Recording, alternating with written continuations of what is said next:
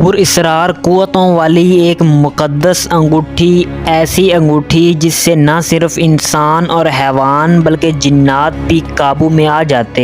آخر اس راز کی کیا حقیقت ہے؟ یہ انگوٹھی کس برگزیدہ ہستی کو ملی تھی اور قیامت سے پہلے یہ کس کو ملے گی؟ اللہ کے پیغمبر حضرت سلیمان علیہ السلام کو عظیم مقام منزلت سے نوازا گیا تھا۔ آپ نے صرف نبی اللہ بلکہ زمین کے سب سے بڑے سلطنت کے مالک تھے۔ تمام مخلوقات، انسان، جانور، چرندوں، پرند اور جنات آپ کے تابع اور فرما بردار تھے اور آپ کا حکم تسلیم کیا کرتے تھے۔ حضرت سلیمان علیہ السلام کو ہوا اپنے کندھوں پر اٹھا کر چلا کرتی تھی اور آپ کا تخت ہوا میں پرواز کیا کرتا تھا۔ اسی طرح اللہ نے آپ کو بہت سارے معجزات عطا فرمائے تھے۔ مثلاً آپ جانور کی بولیاں سمجھتے تھے اور آپ کے پاس جنات کا ایک عظیم لشکر تھا۔ روایتوں کے مطابق اللہ کی طرف سے سلیمان علیہ السلام کو ایک انگوٹھی عطا کی گئی تھی جسے خادم سلیمانی اور سلیمانی یا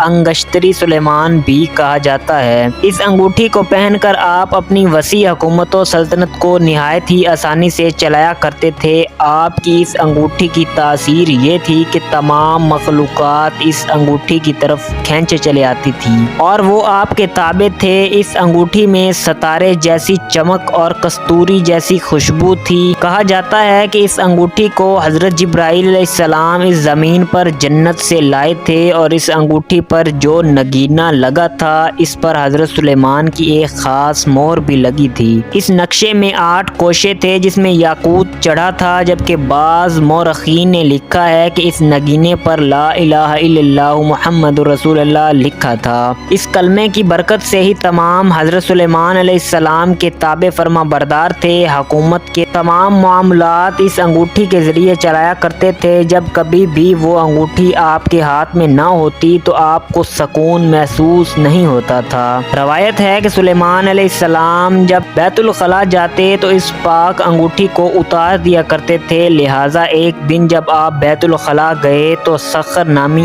ایک جن نے آپ کی اس مقدس انگوٹھی کو چرا لیا اور حضرت سلیمان کی شکل و صورت اختیار کر کے آپ کے تخت پر قابض ہو گیا، جبکہ سلیمان علیہ السلام کو لوگوں نے پہچاننے سے انکار کر دیا اور آپ اپنے ہی ملک میں اجنبی کی طرح غربت کی زندگی گزارنے لگے۔ لیکن کچھ دنوں بعد جیسے ہی حضرت سلیمان کی وزراء اور ساتھیوں کو یہ اندازہ ہوا کہ ان پر حکومت کرنے والا دراصل حضرت سلیمان نہیں بلکہ ان کا ہم شکل اور کوئی ہے، تو انہوں نے اس جن کے سامنے تورات کی آیتوں کی تلاوت کی، جیسے سن کر سخر جن وہاں سے بھاگ نکلا اور اس نے سلیمان علیہ السلام کی اس انگوٹھی کو سمندر میں پھینک دیا۔ اللہ کے حکم سے اس انگوٹھی کو ایک مچھلی نے نگل لیا، لہٰذا جب ایک دن حضرت سلیمان اس سمندر کے کنارے مچھلیاں پکڑ رہے تھے تو وہی مچھلی آپ کے جال میں پھنسی اور جیسے ہی سلیمان علیہ السلام نے اس مچھلی کا پیٹ چاک کیا تو فوراً اس انگوٹھی کو پایا، لہٰذا آپ نے اس انگوٹھی کو اپنی انگلی میں ڈال لیا۔ اس طرح سلیمان علیہ السلام کو دوبارہ حکومت و بادشاہت واپس مل گئی۔ تخت اور حکومت سنبھالتے ہی آپ نے سب سے پہلے یہ حکم دیا کہ اس سخر